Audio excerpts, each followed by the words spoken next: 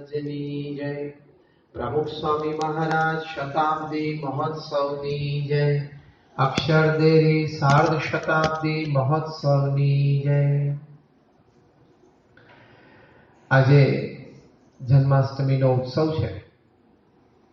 ભગવાન કૃષ્ણ એમણે આજના દિવસે મોડી રાત્રે 12 વાગે એ આ પૃથ્વી ઉપર જન્મ ધારણ કરેલો અને હમણાં જેમ આપણને પૂજ્ય પૂર્ણવત્સલ સ્વામી વાત કરી કે એમના સમગ્ર જીવનમાં ડગલે ને પગલે આપણને પ્રશ્નો દેખાય, ડગલે ને પગલે સમાધાન કરતા આગળ ચાલે અને જેટલી કઈ જગતની બુરાઈઓ છે, જેટલી કઈ જગત અને સંસારની ખરાબીઓ છે એ બધી એમને લાગુ પડે, છતાં જ્યારે તમે કૃષ્ણશંકર શાસ્ત્રીજી જેવા વિદ્વાન કથાકાર પાસેથી શ્રીમદ ભાગવત સાંભળો ત્યારે આ બધા એમના ચરિત્રનો મર્મ આપણને સારી રીતે સમજાવે કે એમનું દરેક ચરિત્ર હેતુસભર હતું, દિવ્ય હતું અને કલ્યાણકારી હતું। ભગવાનને તો આ લોકમાં કોઈ સ્વાર્થ હોય નહીં, આ લોકમાં એમને કોઈ એવી વસ્તુ નથી કે જે એમને લોભામણી હોય। પરલોકમાં એમના ધામમાં તો આના કરતા અનંત સમૃદ્ધિઓ છે।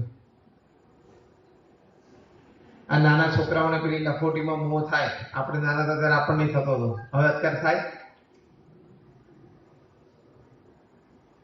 આપણે મોટા થયા પછી આપણે ઘરની બહાર કે દુકાનમાં બેઠા હોય, દુકાનની બહાર નાના છોકરા લખોડી રમતા હોય અને આપણે સાવ ફ્રી હોય તેમ થાય કે આપણે ભેગા બેસીએ અને નાના હોય ત્યારે ભણતા ભણતા આપણે લખોડી રમવાનું મન થતું હતું, ઘરેથી ના જવા દે તો પાછા રડતા હતા।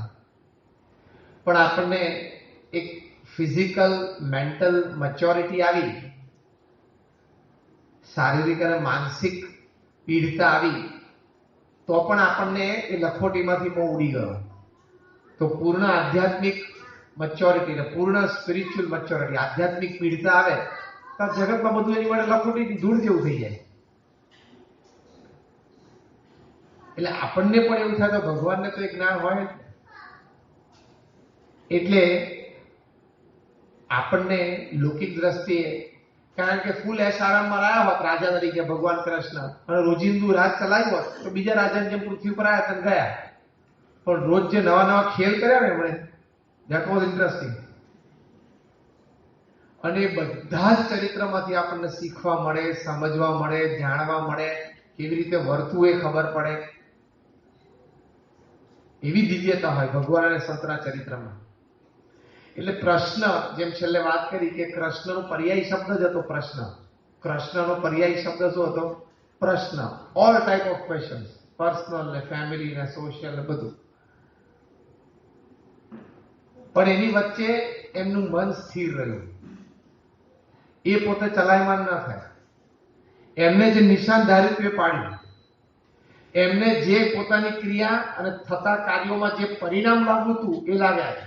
એની પરથી સાબિત થાય કે ભગવાન હતા અને સ્થિર હતા।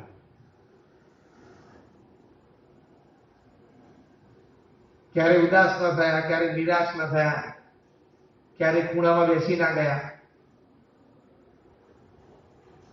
રોજ સવાર ઉઠીને નવો ખેલ, એ ભગવાન પણ હતું। તો એમનું મન જે સ્થિર રહ્યું, હમણાં થોડા ક્ષણ માટે આપણે ભગવાન તરીકે ભૂલી જઈએ તે બહુ મોટી સિદ્ધિ છે। અને ભગવાન તરીકે એમને લઈએ અને એમના જીવનમાંથી આપણે શીખવું હોય તો અમુક સમજણ જે એમણે એમના જીવનમાંથી આપણને આપી છે, જે સમજણના લીધે આવી પરિસ્થિતિઓમાં આવા પ્રશ્નોની વચ્ચે સ્થિર રહ્યા, હસતા રહ્યા, આનંદમાં રહ્યા, ધાર્યું કામ કર્યું, જે ક્રિયા કાર્ય દ્વારા જે નિશાન એમને પાડવું હતું એ નિશાન એમને પાડ્યું, એ આપણને આ ગુણાતીત પુરુષોના જીવનમાં પણ દેખાય છે। પહેલી વાત કરી કે ભાઈ કૃષ્ણ જેલમાં જન્મ્યા, અને છેલ્લી વાત શું કરી કે ભાઈ મૃત્યુ પામેલા પારધીના બાણથી। આ બંને આમ તો અમંગળ જેવું જ કહેવાય, અમંગળ કહેવાય, નોટ ઓસ્પિશિયસ, નોટ પાયસ। જેલમાં જન્મવું અને પછી મૃત્યુ આવી રીતે થાય અને વચ્ચે બધા જન્મથી મૃત્યુ સુધીના બધા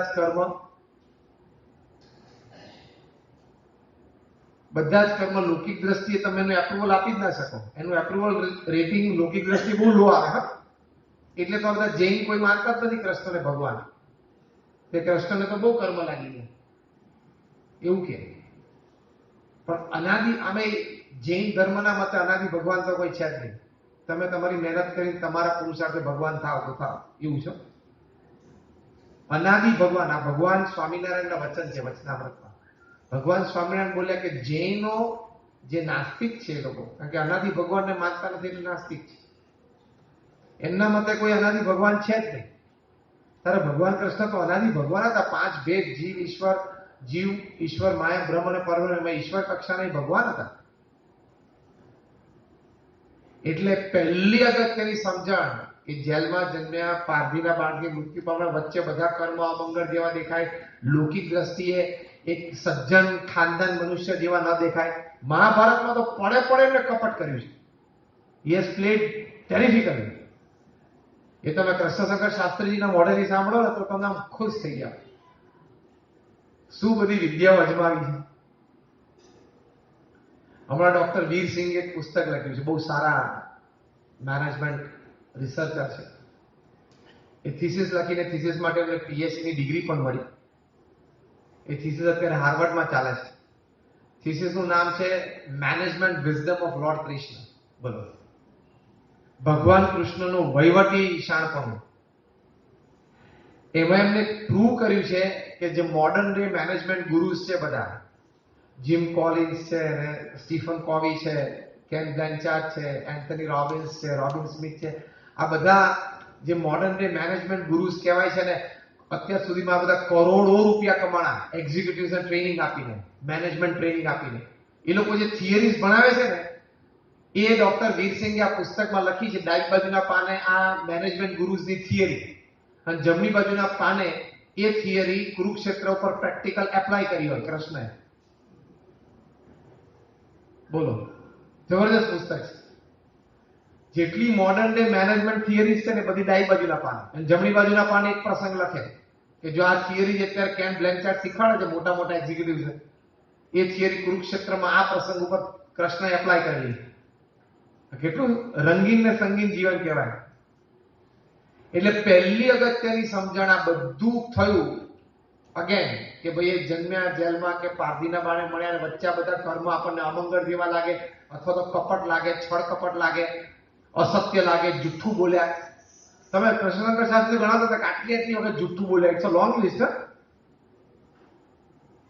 પણ એ જુઠ્ઠું બોલ્યા ને એમાં જીવનું સારું થયું. એ સમજાવે ને જયારે એના મર્મ ત્યારે ખબર પડે.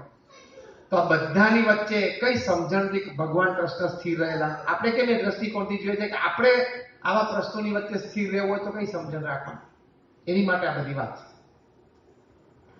તો ભગવાનની દ્રષ્ટિએ જોઈએ તો ભગવાન સ્થિર રહેવાનું કારણ શું? ભગવાન સ્વામિનારાયણ પણ વચનામૃતમાં આ વાત લખી છે, જન્મ કર્મ ચમે દિવ્યમેવ. ભગવાન કૃષ્ણએ પોતે વાત કરી છે કે મારું જન્મ અને મારું કર્મ એ બધું દિવ્ય છે, માઇક નથી. આપણે કોકને મારીએ માઇક, ભગવાન કોકને મારે ને અમાઇક, એમાં એનું જીવનું સારું થાય. આપણે કોકને મારते એનું ખરાબ બગડે, એના કુટુંબનું બગડે, આપણું બગડે ને આપણા કુટુંબનું બગડે, બધું જાય. તો ભગવાન કૃષ્ણની પહેલી સમજણા જન્મ અને કર્મ બધું દિવ્ય છે એમનું. એમને માઇક છે જ નહીં. ભગવાન સ્વામિનારાયણ વચનામૃતમાં લખ્યું, વડતાલનું 7મું વચનામૃત, કે ભગવાન પુરુષોત્તમ નારાયણ જયારે માયાની દિશા આવે અને પોતાની સામર્થ્ય વાપરે તો માયાને ભ્રમરૂપ કરી નાખે. એટલી સામર્થ્ય હોય, એટલી સામર્થ્ય હોય ભગવાનની. તેને બીજું કર્મ ક્યાં આડે? આપણે રેઇનકોટ પહેર્યો હોય છે તો વરસાદ આપણને નથી અડતો, તો ભગવાનના કર્મ કેવી રીતે અડે? આપણે આપણી 100 રૂપિયાની નોટ પ્લાસ્ટિકના કવરમાં મૂકી, રબર બેન્ડ બાંધીને ખિસ્સામાં મૂકી, ઉપર રેઇનકોટ પહેરીને ઉપર છત્રી રાખી હોય તો વરસાદમાં પલળે? નોટ પલળે? તો ભર વરસાદમાં આપણે કે આપણી પૈસાની નોટ પલળતી નથી, તો ભગવાન કર્મે કરીને પલળે? ગમે તે કરે તો ના પડે. લોકો ફાયરપ્રૂફ કપડા પહેરી નથી અગ્નિમાં ચાલી જતા, તો ક્યાં અગ્નિ લાગે છે? એક ફાયરપ્રૂફ કપડા પહેર્યા હોય આ લોકના મનુષ્ય તો એની અગ્નિ નથી લાગતી. તો ભગવાને તો કર્મપ્રૂફ જ છે, એને કોઈ કર્મ જ ના લાગે. એ ગમે તે કરે દિવ્ય, એમાં કલ્યાણ જ હોય સામેવાળાનું. તો ભગવાનની આ પહેલી સમજણ આપણે પણ દ્રઢ રાખવાની, એટલે આપણે એમના ચરિત્રમાં મનુષ્ય ભાવ ના આવે. મહારાજે પોતે વર્તમાનમાં લખ્યું, મહારાજ કે અમે કોકની સામે જોઈએ, કોકની સામે નાય જોઈએ, કોકને બોલાવીએ, કોકને નાય બોલાવીએ, એ બધું એ જીવના કલ્યાણ માટે છે. લો, તમે પણ તમારા છોકરાને પંપાળો લાફો મારો એ બે શાના માટે છે? તમને મજા આવે છે એટલે? બોલો, તમે તમારા છોકરાને કોક વખત પંપાળો છો અને કોક વખત લાફો મારતો છો, એ બે તમારી ક્રિયા તો છોકરા માટે દિવ્ય જ છે ને તમારી દ્રષ્ટિએ. એમાં કઈ માહિક ભાવ છે જ નહીં. પંપાળો છો તો પણ એને આશ્વાસન આપો છો, પ્રેરણા આપો છો. કદાચ લાફો મારે તો એ ખોટા માર્ગે જતો હોય, ખોટી કઈક આદત હોય, ભણતો ના હોય, અને તમારે એની ભવિષ્યની ચિંતા છે, એ સારું ભણીને તૈયાર થાય, એની ખોટી આદત છૂટી જાય એવી ચિંતા, જેવું સારું ઈચ્છો ત્યારે લાફો મારે. છોકરાને થાય પપ્પા લાફો મારે, પણ પપ્પાની બે ક્રિયા છોકરા માટે તો દિવ્ય જ છે. પંપાળવું, ઝાપટ મારવી, હા કે ના? ઘરે જઈને પછી બે મારતા નહીં કે બધું દિવ્ય પી દીધું યાદ તો તું સહન કર લે, હવે તું સહન કર લેવું નહીં. પણ આવું લૌકિક દ્રષ્ટિએ તર્ક લોજિક થી સમજાવું છું કે આપણે બાળકનું હિત ઈચ્છીએ છીએ એટલે કરીએ છીએ ને. કોઈ બધાને કઈ વસ્તુ લાવી આપીએ, એને જરૂર છે એટલે લાવી પણ આપીએ, એ પણ એનું હિત ઈચ્છીએ છીએ. અને કોઈક વખત એની ડિમાન્ડ અયોગ્ય હોય અથવા તો ડિમાન્ડ યોગ્ય હોય પણ સામે બીજું પોઝિટિવ રિઝલ્ટ ના મળતું હોય તો શું કે પપ્પા બેટ લાવી આપો, તું 80% લાવ એટલે પેલા બે બેટ લાવી આપો. તો સામે આપણે નથી લાવી આપતા, એની પાછળ આપણે બીજું કંઈક એનું સારું અને મોટું વધારે સારું ઈચ્છીએ છીએ ને. તો પહેલી આ વાત કે ભગવાન અને સંતના દરેક ચરિત્ર દિવ્ય જ છે. હેતુસર જ હોય, એ લૌકિક દ્રષ્ટિએ ગમે તેવા લાગતા હોય. પ્રમુખ સ્વામી મહારાજ એક વખત રાજકોટમાં તો બધા સંતો બેઠા હતા. સાહજિક જ રાત્રે બાપા આરામમાં જતા હતા, થોડી વાતો જ ચાલતી હતી. પત્ર લેખન બધું પૂરું થઈ ગયું, ઉભા થતા હતા બાપા. તો મેં સ્વામીને પૂછ્યું, મેં કહ્યું સ્વામી તમારે પૃથ્વી પર આવીને મોટા મોટા કામ કરવાના, ગુણાતી સત્પુરુષ બધાએ, મહારાજથી માંડીને તમારા સુધી, તો તમે હાવ આ બધા ગામડામાં કેમ જન્મ્યા? કોઈ મોટા શહેરમાં ના જન્મવું જોઈએ? અમારે અમારા ઉપર કંટ્રોલ નથી, તમારે તો હતો. એવું મેં સ્વામી પૂછ્યું. તો અમારે ક્યાં જન્મવું અમારા હાથમાં હતું? અમારા હાથમાં તો અહીં કલકત્તા બિરલા હાઉસ, જિંદાલ હાઉસ બધા છે જ ને. તો ત્યાંના જન્મ તમે તો તમારા હાથમાં હોય, તો તમે કેમ આવા છે? મહારાજ છપાયા ગાવડામ સૌ નાના, અત્યારે તમે છપાયા જોવો તો કેવું લાગે?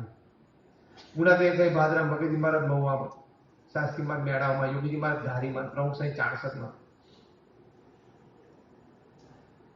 તો બહુ સારી જગ્યાએ જન્મ લેવો જોઈએ તમારે. તો આટલું બધું બોલું તો સ્વામી અમને મરાક કરતા હસતા હતા, પલંગ ઉપર બેઠા હતા. તો કોઈક સારી જગ્યાએ જન્મવું જોઈએ, એ સાહેબ ધીમે ધીમે કે પછી કોઈક સારી સ્કૂલમાં ભણવું જોઈએ તમારે. હા, આવી સ્કૂલોમાં જ ભણ્યા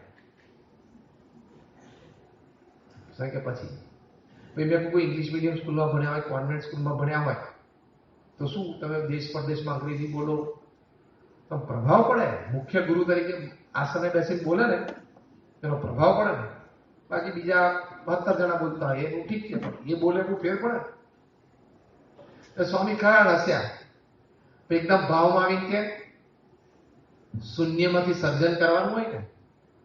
બીજું વાક્ય બોલ્યા, નાનામાંથી બહુ મોટું કામ કરી દેખાડવાનું હોય ને, એટલે એ રીતે જન્મ લે. આની દિવ્યતા છે. 1997માં પ્રમુખ સ્વામી મહારાજ પહેલી વખત લંડન પ્રતિષ્ઠા મહોત્સવ પછી અન્નકૂટ કરવા માટે પધારતા હતા. 96 નહોતા ગયા અને 97માં અન્નકૂટ કરવા માટે ત્યાં પધાર્યા. ત્યાં રાજકોટ એરપોર્ટ ઉપર બેઠા હતા, બધા સંતો બેઠા હતા. ત્યાં પહોંચ્યા ને પછી ખબર પડી ફ્લાઇટ તો કલાક મોડી. ત્યાં તો મોબાઈલ ફોન હતા અને કઈ એવું કમ્યુનિકેશન થાય નહીં. તો ત્યાં પહોંચ્યા પછી ખબર પડી ગઈ તો બોમ્બેથી ફ્લાઇટ ઉપડી જ નથી. કમર્શિયલ એરલાઇન હતી, રેગ્યુલર ફ્લાઇટ પર બાપા જવાના હતા બોમ્બે, ત્યાંથી પછી લંડન જવાના હતા બીજા દિવસે. તો તો બેઠા હતા. હવે તો ફ્લાઇટ બધી ત્યાંથી ઉપડે, પછી કલાક લે રાજકોટ, અહીંયા આવીને બધા ઉતરે, બધું સાફ સુફી એટલે ઓછામાં ઓછા 1.5 કલાક હતા. હવે એરપોર્ટથી પાછા મંદિરે જાય એમાં 20 મિનિટ, ઉતરીને કંઈક કરે ને પાછું ચડવાનું, કારણ કે 45 મિનિટ અડધો કલાક કલાકે પહોંચવાનું, બીજું ત્રીજું, એટલે કે પાછું ન જેવું નક્કી થયું. તો બેઠા છો, તો બેઠા હતા એની વચ્ચે વાતચીતમાં મેં સાંજ પૂછ્યું, હું તમને નવરા રહેવું પૂછાય? તમારે તો ટાઈમિંગ બધું ફિક્સ હોય, અક્ષરધામમાંથી આવ્યા ત્યારથી ફિક્સ હતો ટાઈમિંગ, એક મિનિટનો ઉપયોગ હતો કે નહીં? સ્વામી હમણાં પડીએ. હા, મેં કહ્યું તો અક્ષરધામમાંથી આજનું લખેલું હતું કે 1.5 કલાક એરપોર્ટ ઉપર નવરું બેસવું? આ લખેલું હતું અક્ષરધામ મૂળ એજન્ડામાં, ટાઈમ શેડ્યુલમાં લખેલું હતું કે આ તારીખે રાજકોટ એરપોર્ટ ઉપર 1.5 કલાક નવરા બેસવું, એવું નક્કી હતું? તો સ્વામી ખરા રસ્યા, પછી જે ભાવમાં આવ્યા, જે આંખ, જે મુદ્રાઓ, જે ચહેરો થયો હતો એમનો, અતિ પ્રભાવમાં આવી અને ભગવાન કૃષ્ણ જેમ આંગળી ઊંચી કરે, સ્વામી આમ આંગળી ઊંચી કરી દે આમ ચહેરાની બાજુમાં, પછી આમ સુદર્શન ચક્ર ફેરવે ને સ્વામી આમ આંગળી ફેરવે. સ્વામી કે તું નવરો બેઠો હોઉં ને એટલે તને બીજા નવરા દેખાય. પહેલું વાત સ્વામી કે તું નવરો બેઠો, કારણ કે આપણે નવરા છે આપણે કઈ કામ હતું નહીં. સ્વામી કે તું નવરો બેઠો હોઉં ને એટલે તને બધા નવરા દેખાય. પછી બીજી વખત આંગળી ફેરવી, પહેલી વખત સૂચક હતી ખાલી, પછી આંગળી આમ કરી કે તું નવરો એટલે બધા નવરા દેખાય, અને પછી આંગળી આમ કરી પાછી ફેરવી. સ્વામી કે તને નવરા દેખાય, પણ અહીં બેઠા બેઠા અનંત કોટી બ્રહ્માંડોના કામ ચાલતા હોય, એવું બાપા બોલેલા. જ્યાં કર્મ બધું દિવ્ય છે કે આપણને આપણી બુદ્ધિમાં જ ના આવે. અહીં મુકેશ અંબાણી અત્યારે અહીં બેઠા, આમ લાગે કે અહીં બેઠા છે, આપણે બેઠા છે ને, આપણે બાજુ બેઠા, પણ આપણે બેઠા હોય તો આપણું મગજ બધું બ્લેન્ક ચાલતું હોય ને આપણને એમ થાય કે અગર ઉડી જઈએ, એના મગજમાં કરોડો રૂપિયાના વિચાર ચાલતા હોય, ખબર? અને આપણે ખાલી 30મી તારીખ હોત જે 8,000 આવી ગયા હાલ. એ બહુ ફેર છે. 2008માં મુંબઈમાં તો જન્મજયંતિ વખતે બધાએ નક્કી કર્યું કે મુકેશ અંબાણી મંચ ઉપર ચીફ ગેસ્ટ તરીકે બાપાની બાજુમાં બેસે. જે ભટ્ટ સાહેબ છે ને આપણે ત્યાં રિલાયન્સમાં લોયર અને ખાસ મિત્ર, અનિલ અંબાણીથી તો વેરી ક્લોઝ. પછી આ બધા ગ્રુપ જુદા પડ્યા ને એ અનિલ અંબાણી ગ્રુપ સાથે જોડ્યા, પણ આપણે શું સત્સંગી. આ દીનાનાથ ભટ્ટ, જેનું મારા જે શિક્ષાપત્રીમાં નામ લખવાનું હતું પણ મારા ભટ્ટનું લખ્યું, પણ દીનાનાથ ભટ્ટના સીધા જ 6થા વંશજ જે ભટ્ટ સાહેબ, અને he is the head of the lawyers team of Anil Ambani. Anil Ambani લોમાં એમને પૂછ્યા વગર પાણી ના પીએ, પણ બહુ બામુસ માણસ, પૂજા પાઠ તિલકચંદ બધું કરે. એને આપણને કીધું કે સ્વામી તો મુકેશ અંબાણી બોલા બરોબર, પણ એને આ બધું આપણે કઈ નાચીએ ગાન કરીએ ને કઈ પ્રવચનો એમાં કોઈ ઇન્ટરેસ્ટ ના. એ પ્રમુખ સ્વામી 20 મિનિટ બોલશે ને ત્યારે જ એનું મન ડાયવર્ટ થશે. એ પણ પ્રમુખ સ્વામી મારા પ્રત્યેનો ભાવ છે ને મહિમા, બાકી એનું મન ડાયવર્ટ કરવું ને કોઈ એન્ટરટેનમેન્ટમાં, એની ઈચ્છા હોય તો ડાયવર્ટ થાય. ત્યારે બધાને આશ્ચર્ય થયું. હું પૂછ્યું કેમ?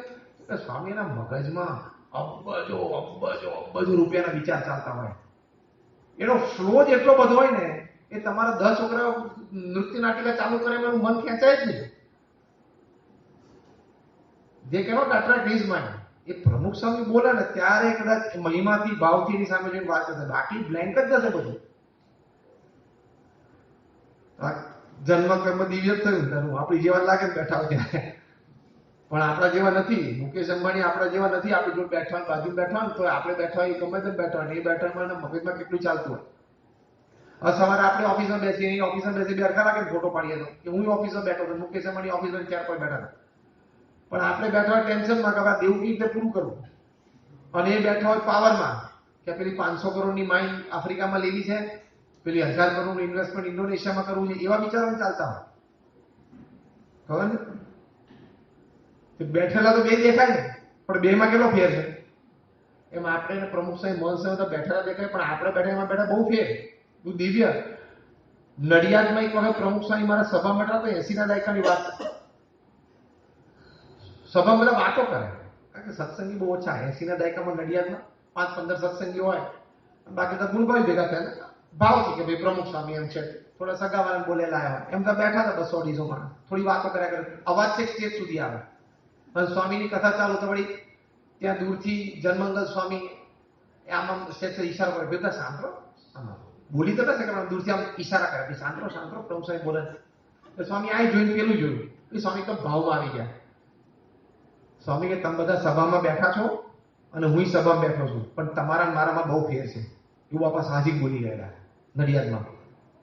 સાહેબ કે તમે બધા સભામાં બેઠા છો અને હું અહીંયા બેઠો છું, પણ તમે બેઠા છો હું બેઠા છું ને એમાં બહુ ફેર છે. આ બધી એટલે બધું દિવ્ય છે. એમનું જન્મ અને કર્મ બધું દિવ્ય છે, બધું કલ્યાણકારી છે. હા, ભગવાન કૃષ્ણ ધામમાં ગયા, પાર્થિવે બાણ મારી, બરોબર. પછી એમનો અગ્નિ સંસ્કાર થયો પ્રભાસ પાટણ. તેમના તો છાતીનો ભાગ નહીં બળેલો. બોલો, હવે એ મંગળ કહેવાય કે નહીં? એ અમંગળ જ કહેવાય ભાઈ, છાતીનો ભાગ ના પડ્યો. બોલો,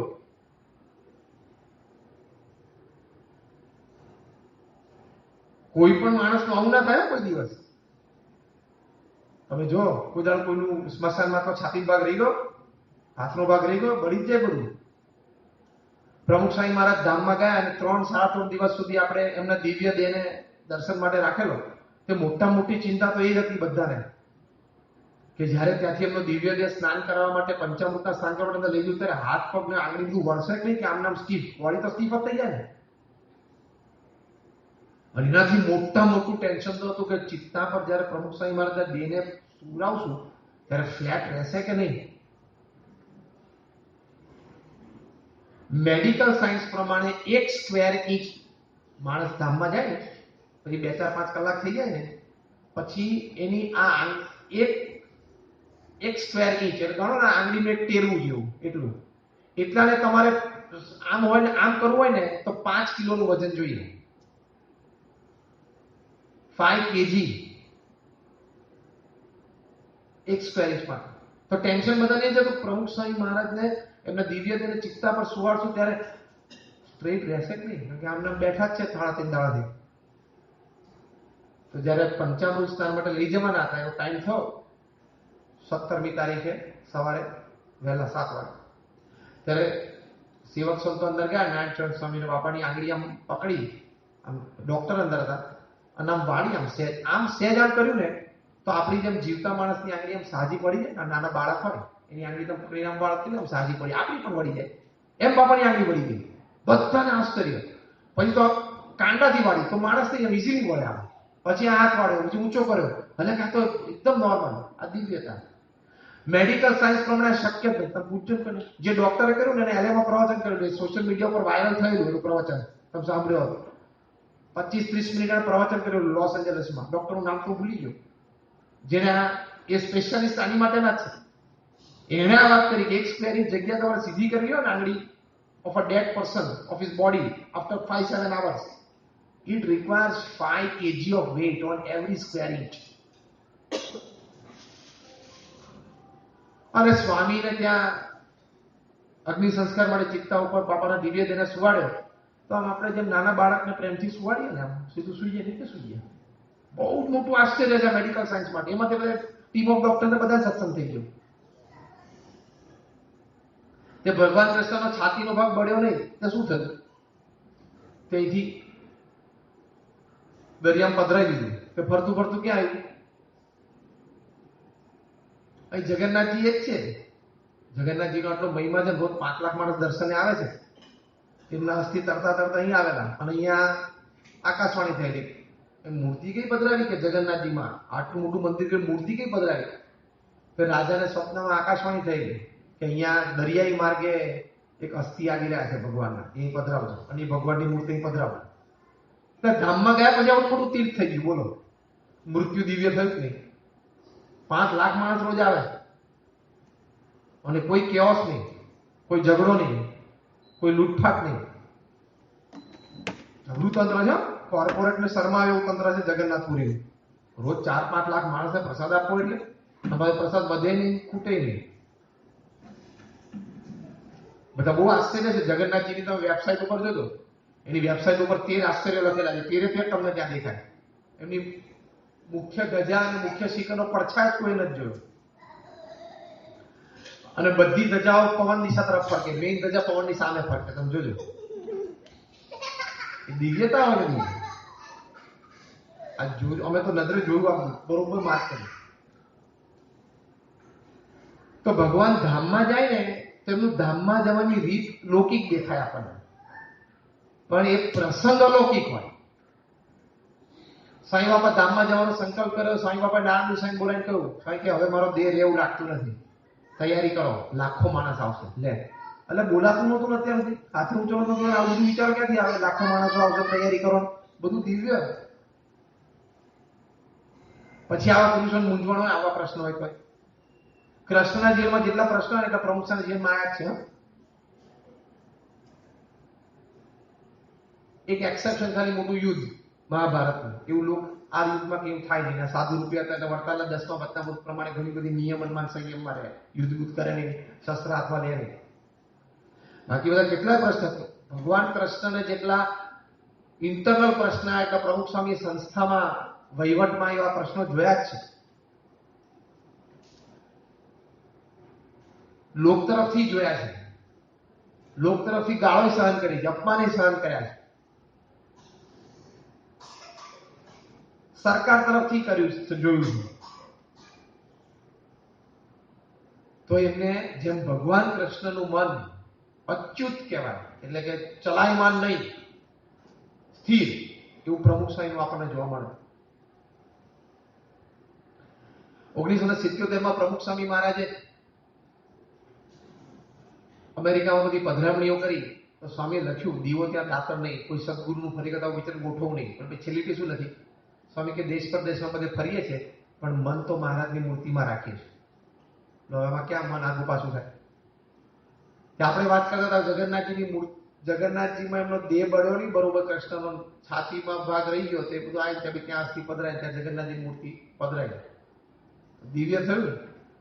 એમ પ્રમુખ સ્વામી મહારાજ ધામમાં ક્યાંક જાગની સંસ્કાર કરે ત્યાં સરસ દેરી ના થઈ, ભવિષ્ય મોટું મંદિર નહીં થાય, થશે. અત્યારે સેંકડો લોકો માણસ, ભવિષ્યમાં હજારો આવશે. અત્યારે રોજ સેંકડો નવા માણસ આવે, 100, 200, 500 માણસ રોજ નવા આવતા હોય છે. જે સત્સંગી ના હોય ટૂંકમાં, નવા એટલે સત્સંગી ના એવા બધા લોકો પ્રમુખ સ્વામીના સ્મૃતિ મંદિર એકવાર જઈએ એવું લોકો બોલે ગુજરાતમાં બધે. તો જો એ બધું દિવ્ય છે, બધું ક્રિયા દિવ્ય. પ્રમુખ સ્વામી મહારાજ વોકિંગ કરવા માટે પધારે તો 200-500 માણસ હતા, વોકિંગ દર્શનમાં બેસી જતા.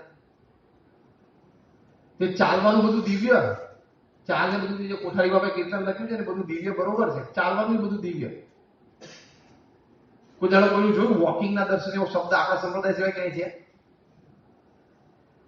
BAPS સિવાય ક્યાંય આ શબ્દ છે વોકિંગના દર્શન? બોલો. એટલે બેઠા જ બરોબર છે, આછી આપણે બરોબર વોકિંગના દર્શન. હવે આપણે વોકિંગ કરીએ છીએ, આપણા મને એમના વોકિંગમાં કેટલો ફેર? તમે સર પ્રયત્ન કરજો, તમે ચાલવાનું શરૂ કરો, તમારા પત્નીને કહેજો વોકિંગના દર્શન કરવા બેસે, જે જવાબ મળે ખબર પડશે. તમારા પત્નીને તમારે કહેવાનું કે હું વોકિંગ કરું છું, તું દર્શન કરવા બેસ, અને કીર્તનાવલી આ રહી કીર્તન એક ગા, તો તમને જે જવાબ મળે ને એ જવાબમાં તમારામાં પ્રમુખ સ્વામીમાં કેટલો ડિફરન્સ છે ને ખબર પડી જશે. Clear difference. તો એમના વોકિંગ કરવા લોકો 200 એટલે 25-50 કિલોમીટરથી આવે, બોમ્બે 50-50 કિલોમીટરથી આવે. અનુપ જલોટા રાત્રે 12 વાગે, અરે રાત્રે 3 વાગે બોમ્બે એરપોર્ટ ઉપર ઉતર્યા દુબઈથી. દુબઈ બોમ્બે 2.5-3 કલાક થાય. દુબઈમાં એમની કોન્સર્ટ હતી, 10,000 રૂપિયા પર પર્સન ટિકિટ હતી, જેમ પેક 700 જણાનું ઓડિટોરિયમ. વાહ વાહ કહેવાય કે 10,000 રૂપિયાની ટિકિટ. આ હું વાત કરું છું 90s ની, હા, આજથી 20-25 વર્ષ પહેલાની વાત. 700 જણાનું ઓડિટોરિયમ, જેમ પેક, 10,000 રૂપિયાની ટિકિટ, અને પ્રોગ્રામ પતાવીને બધાને મળી રાતની ફ્લાઇટમાં બેસીને બોમ્બે આવ્યા. 3 વાગે બોમ્બે એરપોર્ટ ઉપર સાજી કે માહિતી મળી હશે તો પહેલા હશે ભગવાન જાણે કે પ્રમુખ સ્વામી દાદર મંદિરે છે, પછી પરમ દિવસે નીકળી જવાના. तो कि मेरा नियम है, प्रमुख स्वामी जब भी मुंबई में पधारे एक बार उनकी पूजा में या वॉकिंग में कीर्तन गाने का कि हवाना फरमाई जो बोलो कलाक 2 કલાક સુઈ અને આઈને બધા સાથે બેસી ગયા. શરૂઆતમાં ખબર નહીં, 2 તારીખ યુવકોની હરીફો કે આલુ જોરોટા બાજુમાં પલા જોડે બેસી ગયા કે બોલો. અને પછી ખબર પડી રામ સ્વરૂપ સ્વામીને, તો એને કહ્યું કે તમે અહીંયા નહીં, स्वामी जी बैठे, स्वामी जी है हमारा स्थान यही थी, यही थी, ऐसी है. फिर तुम कीर्तन गाओ तो क्या गाए? तो कि हारमोनियम अंदर થી હાર્મોનિયમ લઈ જાય, તે માઇકે નહીં, કશું નહીં, પલાઠી વાળી સામાન્ય પાથરી વેણી પર બેસીને ભજન ગાય. હવે 12 કલાક પહેલા દુબઈના ઓડિટોરિયમમાં આ ટિકિટ ઉપર એ માણસનો શો થયો હોય અને 10-12 કલાક પછી એ દાદર મંદિરમાં બધાની સાથે નીચે બેસી જનરલ અને પ્રમુખ સાહેબ વોકિંગમાં પાછા કીર્તન ગાય. બોલો, પૂજામાં ગાય કોઈ કંઈક સ્ટેટસ વાળું કહેવાય, વોકિંગમાં કીર્તન ગાય. 4 કીર્તનો ગાયા. દિવ્ય છે બધું એમનું. વોકિંગ એ દિવ્ય જ કહેવાય. પરંતુ જે મહંત સ્વામી મહારાજને પ્રશ્નોત્તરે પૂછ્યું, પ્રમુખ સ્વામી મહારાજની કઈ ક્રિયા તમને સૌથી વધારે ગમે? તો કે ચાલ. પ્રમુખ સ્વામી વોકિંગ, એવું મહંત સ્વામી મહારાજ જવાબ આપ્યો. પછી પૂછ્યું કેમ? તો કે નિશંક ચાલ છે. પછી પૂછ્યું કેમ નિશંક એટલે કેવી રીતે? તો કે પ્રમુખ સ્વામી ચાલે છે ને એમાં એમનો ભાવ પ્રગટ થાય છે કે મેં જિંદગીમાં કોઈનું ખોટું કર્યું જ નથી, મેં કોઈનું અહિત વિચાર્યું જ નથી, મેં બધાનું સારું જ કર્યું છે. એવો જે પોતાની જાત ઉપર, પોતાની ભાવના અને વિચાર ઉપર ફૂલ કોન્ફિડન્સ હોય ને કે મેં અડધી રાત્રે સ્વપ્નમાં કોઈનું ખોટું ઈચ્છ્યું નથી, એમની ચાલમાં રિફ્લેક્ટ થાય છે. નિશંક ચાલ છે, ડાઉટલેસ વોક. અને આપણે ચાલતા હોય તો કોઈને ખબર પડી જાય, કાં તો ટેન્શનમાં ચાલે છે, કાં તો ઝઘડવા જાય. જોજો, મગજમાં કંઈક હેવી ચાલતું હોય ને એવું આપણે ચાલવા દેખાય. Your eyes and your walk, your reflect your inner heart, એવું કહે છે અંગ્રેજીમાં. આંખો અને ચાલ એ તમારી અંદરમાં જે ભાવ ચાલતા હોય ને એ પકડાય બોડી લેંગ્વેજ. એમને તો દિવ્ય છે. તો જો આ બધું દિવ્ય, જન્મ, કર્મ, આ બધું દિવ્ય, એ જે લીલા કરે બધું દિવ્ય જ હોય. પ્રમુખ સ્વામી મહારાજ અમદાવાદમાં હતા, રવિવારની સભામાં 7-8-10,000 માણસ, અને વળી પ્રમુખ સ્વામી મહારાજ આશીર્વાદમાં કોઈ દાડો નહીં, તે દાડે વળી સ્ટેટિસ્ટિક્સ ચાલુ કર્યા, which he was always weak at, લૌકિક દ્રષ્ટિએ. તે શું કે શિક્ષાપત્રીમાં ભગવાન સ્વામિનારાયણ 273 શ્લોક આપ્યા છે, તે આપણે દ્રઢ કરવા. અને વચનામૃત 212 લખ્યા, રિવર્સ કરી દીધા ફિગર જાહેરમાં. તે બધા હસ્યા થોડું. અને પછી કે શ્રીમદ ભાગવતના 1,00,000 શ્લોક, હવે 18,000 શ્લોક છે. કે બાજુમાં વિવેક સાગર સ્વામી બેઠા હતા ને, આમાં કે આંકડા નહીં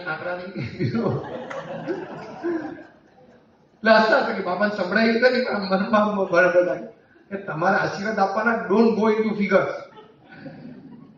આપણને હસવાય કે આપણે સભા બધા વખતે કોલેજમાં હતા, સેકન્ડ યરમાં અમદાવાદ રવિવારની સભા બાપા હતા, વિદ્યાનગરથી શનિ રવિ અમદાવાદ જઈએ એટલે લાભ મળે. કોલેજમાં તો શનિ રજા અને 1.5 કલાકનું ટ્રેનમાં ડિસ્ટન્સ. બધા હજી સભાની વાર સુધી જે બધા હસ્યા. તો એ સ્વામી આમાં નાનું બાળક હોય, નિર્દોષ હોય, નાના બાળકને ખબર ના બધા વડીલો ઘરમાં મારી પર કેમ હસે છે, એ બિચારો દહીં ખાતો ને બધું લેરાય ને તરત હસીએ, પણ એ બિચારા જોયા કરે ઇનોસન્ટલી, મારી સામે કેમ બધા હસે છે. એકચ્યુઅલી એને ખબર ના હોય મારા લીધે બધા હસે છે. એમ સ્વામી એકદમ innocently, like a small innocent child, આમ સભામાં બધા સામે જોયા કરે કે બધા કેમ હસે છે. અને એનોય વાંધો નહીં. આગળ વાત કરતા કરતા શું કે શંકરના દીકરી પાર્વતીએ બહુ તપ કર્યું, એવું બોલ્યા જાહેર સભામાં.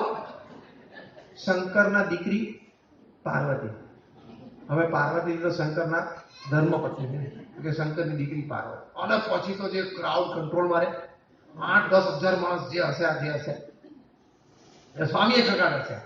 સ્વામી કે એટલે સમજો ને એટલે તો એટલે પત્નીની જ વાત છે, આ તો વાત છે ગોળ ગોળ. હવે નાવ વેન યુ ફાયર્ડ, મિસફાયર્ડ રાધર, મિસફાયર થયા પછી બુલેટ નીકળી ગઈ, એ વાત થોડી પાછી આવવાની.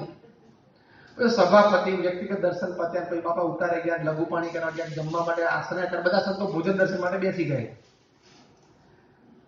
અક્ષરજીવન સ્વામીએ ઢીચણ નીચે એક ચિઠ્ઠી દબાઈ રાખી. સ્વામી તો કેટલા છે, આ તો ભગવાનના બધા ચરિત્ર. બાકી આટલી મોટી સંસ્થા એમને ચાલો, આપણે એક ઘર થતું નથી ચાલતું.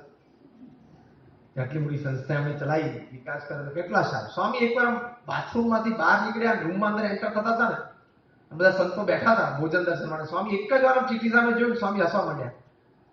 સ્વામી કે શું સાક્ષાત અમારા અવગુણ લીધા?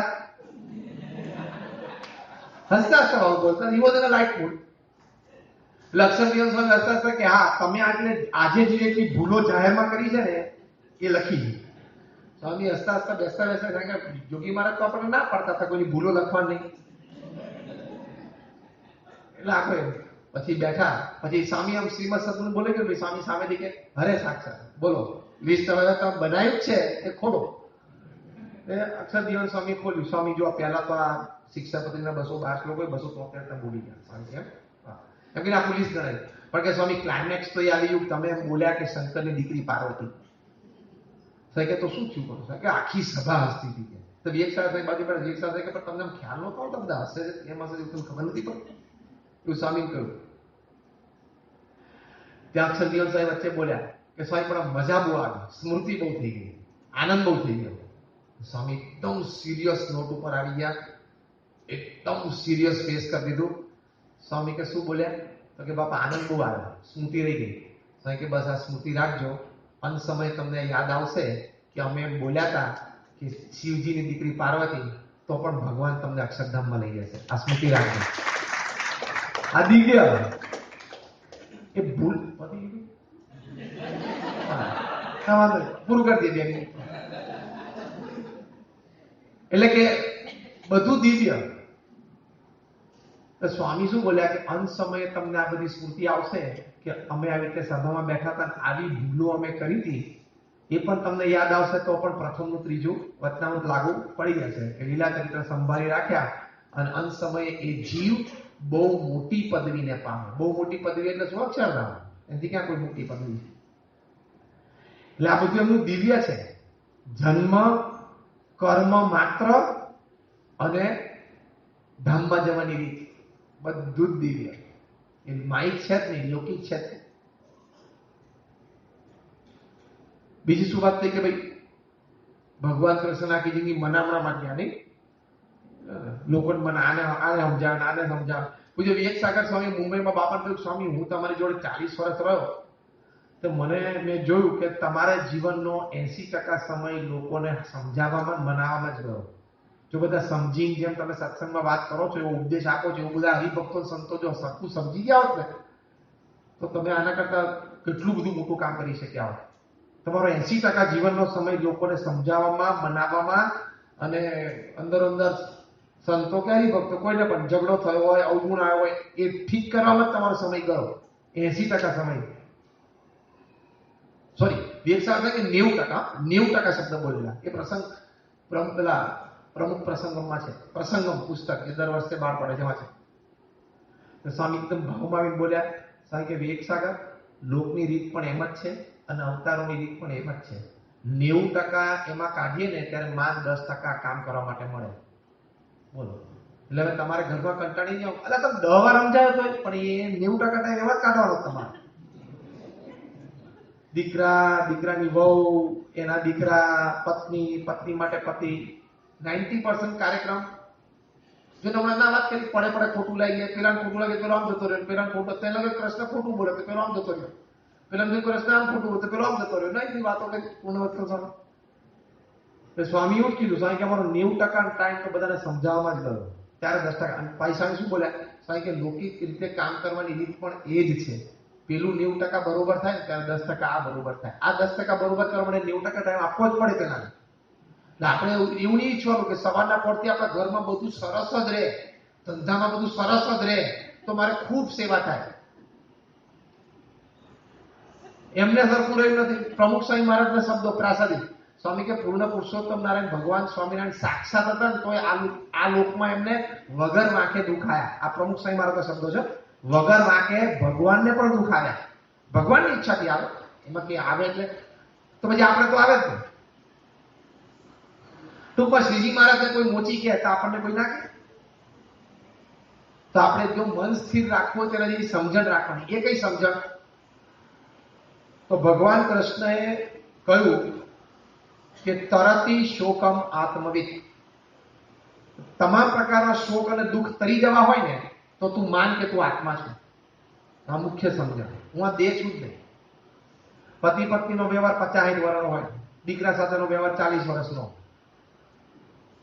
પછી તો બધાએ છૂટું પડવાનું જ છે, નક્કી જ છે. તેમાં હું છાતી કૂટી રડવાનું? છૂટું પડવાનું જ છે, નક્કી જ છે. પરમ પૂજ્ય ડોક્ટર સ્વામી એક સુપર અદ્ભુત મનન આપે છે કે વચનામૃતમાં ભગવાન સ્વામિનારાયણે પહેલી અગત્યની ને મુખ્ય ને મોટી વાત કરી હોય, સૌથી વધારે કરી હોય તો એ ભગવાન અને સંતના મહિમાની વાત. અને બીજો અગત્યનો મુદ્દો જો ભગવાન સ્વામિનારાયણ કહ્યું હોય તો એ આત્મનિષ્ઠા છે કે હું આત્મા છું, હું આ દેહ નથી. એ માનવું બધે ઠેકાણે મહારાજે લખ્યું. તો ભગવાન કૃષ્ણએ ઉપદેશ આપ્યો, તરતી શોકમ આત્મવિદ. તમામ પ્રકારના શોક જો તમારે તરી જવા હોય તો તમે માનો કે હું આત્મા છું, હું દેહ નથી. આ 70-80 વર્ષનો દેહ છે, બાકી મારા અનંત જન્મ થઈ ગયા. ભગવાન કૃષ્ણે અર્જુનને કહ્યું, તારા મારા બેના અનંત જન્મ થઈ ગયા. આપણે કલકત્તામાં 50 વખત જન્મી ગયા, લંડનમાં 50 વખત જન્મી ગયા. આ તો એઝ અ મનુષ્ય થયો, પછી બીજા બધા દેહ તો પાછા જુદા કાર્યક્રમ. બોમ્બેમાં જન્મી ગયા, અમદાવાદમાં જન્મી ગયા, નેરોબીમાં જન્મી ગયા. આટલું એક વિચારી રાખ્યું હોય તો વિઝા રિજેક્ટ થાય ત્યારે દુઃખ ના થાય. તરતી શોકમ આત્મવિદ, તમામ પ્રકારના શોક કરી જવા આવતા માનવું કે હું આત્મા છું. દેહ કરીને બધી જગ્યાએ 50 વખત જન્મી ગયો છું. બોર્ન અમેરિકન સિટીઝન 100 વખત. આ વખતે તો બોર્ન કોલકાતા સિટીઝન છીએ આપણે, પણ બોર્ન અમેરિકન સિટીઝન 100 વખત હતા. આ સમજણ રાખી વિઝામાં ગયા હોય અને વિઝા રિજેક્ટ થાય તો જવા દે. 100 વખત તો સિટીઝન જ જન્મેલો, આખી જિંદગી ત્યાં કાઢી ચાલ જવું. સમજણથી જ માણસ સ્થિર રહે, પરિસ્થિતિ બદલાયા કરે. તો એ સમજણ ભગવાન કૃષ્ણે આપણને આપી કે આપણે આત્મા છીએ, આપણે દેહ નથી. પ્રમુખ સ્વામી મહારાજે લંડનમાં અપમાન થયું, વિવેકસાગર સાહેબ બધા પ્રસંગમાં પણ હજાર કટ ગયા, બોચાસરમાં અપમાન થયું, મુંબઈમાં પરમાન કાકાના ઘરે પેલા મિનિસ્ટર મોટો યોગેન્દ્ર મકવાણા કેટલું પકડાઈ ગયા 1 કલાક. વિવેકસાગર સાહેબ તમારા મોઢા પર લકીને પડતી નથી. સ્વામી કે આપણે આત્મા છીએ, આપણે ક્યાં જઈએ છીએ, દેહને ગાળી દીધી, આત્માને ક્યાં લાગે. જબરજસ્ત જ્ઞાન, મુખ્ય જ્ઞાન મહારાજે આ કીધું એ. અને જે ભગવાન કૃષ્ણના જીવનમાં હતું એટલે એમને ગમે તેટલા અપમાન થયા ભગવાન કૃષ્ણને, ગમે તેટલા લોકોએ ગાળો દીધી, એમને લાગ્યું જ નહીં. પ્રમુખ સ્વામી મહારાજને કેટલા અપમાન થયા, કેટલી લોકોએ ગાળો દીધી, તોય એમને જરાય લાગ્યું નહીં. એમનો આનંદ એવો ને એવો રહ્યો. છેલ્લે સુધી પ્રમુખ સ્વામી મહારાજના આનંદમાં કોઈ ઓછો નથી આવી. તમે જો, એ ખાલી બોલતા ચાલતા નહોતા ને એક્સપ્રેસ નહોતા થતા, બાકી હી હેઝ નેવર કમ્પ્લેન. પ્રમુખ સ્વામી મહારાજે ક્યારેય કમ્પ્લેન નથી કરી કે મને બહુ દુખ્યા છે, મને બહુ અહીંયા ફાવતું નથી, અહીં ચાઠા પડી ગયા છે, આ તમે કઈ ગોળીઓ આલો છો, કશું નહીં. તો અને છેલ્લી વાત કે ભગવાન કૃષ્ણે શું કહ્યું, કેમ એમનું મન ચલાયમાન નથી થતું, તે પોતે ગીતામાં ઉપદેશ આપ્યો, મન મના ભવ. કૃષ્ણ ભગવાન અર્જુનને કહ્યું તું મન મારામાં રાખ, બીજેને ડાયવર્ટ કર્યું. મારા જેના 2 હાથ, હું કહું એમ જ તાર કરું મન ચલાવવાનું, એ પહેલો અર્થ. અને બીજું નવધા ભક્તિએ કરીને મન મારામાં રાખ, આ 2 ના. ભગવાન કૃષ્ણને આ સિદ્ધ હતું એટલે એમનું મન ક્યાંય જતું જ નહોતું. સ્વામીના લખ્યું મન તો ભગવાનની મૂર્તિમાં રાખીએ. એક યુવકે પ્રભુને પૂછ્યું કે તમે જાહેરમાં પૂજા કરો છો ને આટલા બધા લોકો તમારી સામે જોતા હોય અને બાજુમાં સંગીત વાગતું હોય, કોક વખત તો બાળકો નૃત્ય કરી લે અને કોક વખત કોઈ બાળકો કિશોરે પ્રવચન કરી લે, જાહેરાતો થતી હોય તો જ્યાં શિવ મળી ગયા, સંગીતકાર આવી ગયા ઢોલ લઈ. આ તો અત્યારે સભામાં વગાડ્યું, પૂજામાં વગાડ્યું ને. એ વખતે આપણે સ્વામી નામ જોયા સ્થિરતા હરિકૃષ્ણ મહારાજની પૂજા કરતા. તો પેલા યુવકે પૂછ્યું કે આવું બધું તમારી પૂજામાં થાય તો તમારું મન ડાયવર્ટ નથી થતું? અમે તો રૂમમાં એકલા બેઠા પૂજા કરીએ તો મનમાં બેઠા કેટલા સંકલ્પો કરતા પૂજા કરતો સ્વામિનારાયણ પછી જાય 11 વાગે બેંકે જઈ આવું, પણ જો કે પેલા 10 વાગે પેલા સ્કૂલે મૂકવા જવાનું છે, વટલાઈ એટલે સ્વામિનારાયણ પૂજા કરતા બેંકમાં જઈ આવે, છોકરા સ્કૂલે મૂક્યા, વળતા શાકભાજી લઈ આવે, 3 કામ જ કરતો. પછી અડધી માળા પર પાસે બીજા 3 કામ કરે. અડધી માળે 3 કામ નથી થતા વર્ચ્યુઅલી, માનસિક રીતે. તો આપણે તો એકલા બેઠા રૂમમાં હોય ને આપણા જ ઘરમાં હોય, એક જ એટમોસ્ફિયરમાં, એક જ 4 દિવાલ, એક જ ઘર. સ્વામી તો દર અઠવાડિયે બધું બદલાય, એટમોસ્ફિયર બદલાય, ઇન્ટિરિયર બદલાય, આ બધું બદલાય, કારણ કે સ્થાન બદલાય. તે સ્વામી પેલા યુવકે પૂછ્યું તમારું મન કોન્સન્ટ્રેટ થાય છે પૂજામાં? એવું પૂછ્યું. પેલા તો જાહેરમાં પૂજા કરવી ને તો કોઈ ધર્મગુરુ નથી કરતા, નારે કંટ્રોલ મન ઉપર. તો સ્વામીએ શું કીધું? સ્વામી કે અમારે મન હોય તો ક્યાંય જવાની વાત આવે, મન જ નથી અમારે. એટલે મન મના ભવ, એમનું મન શ્રીજી મહારાજ છે, શ્રીજી મહારાજમાં જ મન છે, એમના ગુરુ યોગી મહારાજ સાચીમાં મન છે, તો બીજામાં ક્યાં જાય? અને પ્રમુખ સ્વામી મહારાજના મનની સ્થિરતા આપણે જે 3 લાખ માણસ સભામાં બેઠા હોય અને સ્ટેજ ઉપર સામે બેસવું, 3 લાખ તમે જોતા હોય ને, બેસતા જ ના હોય. પેલા આપણને આ લેવલની ખબર જ નથી. લાખ માણસ સભામાં તમારી સામે જોતા હોય એ વખતે બેસવું ને, એ વખતે આપણે થાય હાથ હલાવું ના હલાવું, આમ બેસું કે આમ બેસું. અરીસા સામે ઉભા રહીએ તો 70 પ્રશ્નો લાખ માણસ સામે ના થાય. અરીસાને સામે ઉભા રહીએ તો 70 પ્રશ્નો નથી થતા આપણી જાતિ છે. તો લાખ માણસ સામે બેઠો તમને ના થાય પ્રશ્ન? કેટલા પ્રશ્નો થાય ખબર? તો સ્વામી કેટલા સ્થિર રીતે બેસી શકતા હતા. બેઠા હતા, અક્ષરધામ ઉદ્ઘાટન સમારોહ 160 દેશોમાં લાઈવ ટેલિકાસ્ટ, પીએમ પ્રેસિડેન્ટ આજુબાજુ બેઠા હતા અને સ્વામી જે સ્થિરતાથી બેઠા હતા 3 કલાક. લાગે કે એમનું મન વશ છે. બાકી તમારા પોસ્ટર ખરા, ફેશિયલ એક્સપ્રેશન ખરા. વન્સ યુ નો કે you are on live telecast in 160 countries, આમ કરવું તો 17 વાર વિચાર આવે, કરું ક્યું દિખાવે. He was so natural, so stable, so steady. કેટલા સ્થિરતાથી બેઠા હતા. આમ આજુબાજુ પ્રેસિડેન્ટ અને પ્રાઇમ મિનિસ્ટર ઓફ ઇન્ડિયા બંને બેઠા હતા, ભારત નતો એમને. તો એમનું મન બહુ સ્થિર છે, એમનું મન ઉપર એમનો કાબુ છે. તે મનના ભાવ ભગવાન કૃષ્ણે લખ્યું એ એમના મન એમનું સ્થિર હતું. પ્રભુ સાંઈ મહારાજ અને હરિભક્તોને સ્થિરતા એવી આપી શક્યા. એટલા બધા હરિભક્તોને કેવા પ્રશ્નો હોય. તો 1982 રત્નીભાઈ ત્યાં લોસ સેન ફ્રાન્સિસ્કોમાં એમને તો આખું બધું બળી ગયું. તે પૂછ્યું કે બધું ભગવાનની ઈચ્છા, ચિંતા થઈ. આખું ગેરેજ વેચાઈ ગયું, બધું બેંક એકાઉન્ટ બધું જતું રહ્યું. બળી ગયું ને એમને તો રોબોમાં ભૂલ આવી ગઈ હતી, સોફ્ટવેર બધી ગાડીઓ ઘસી નાખે. જે ભગવાનની ઈચ્છા. હવે સ્થિરતા રાખી શકે. એટલે આવી રીતે ભગવાન કૃષ્ણના જીવનમાં ઉપદેશ એ દ્રઢ હતો. એની જે આગતા થાય એટલે સ્થિરતા, અને પ્રમુખ સાંઈ મહારાજ પણ સ્થિર હતા. શ્રી સ્વામિનારાયણ ભગવાનની જય.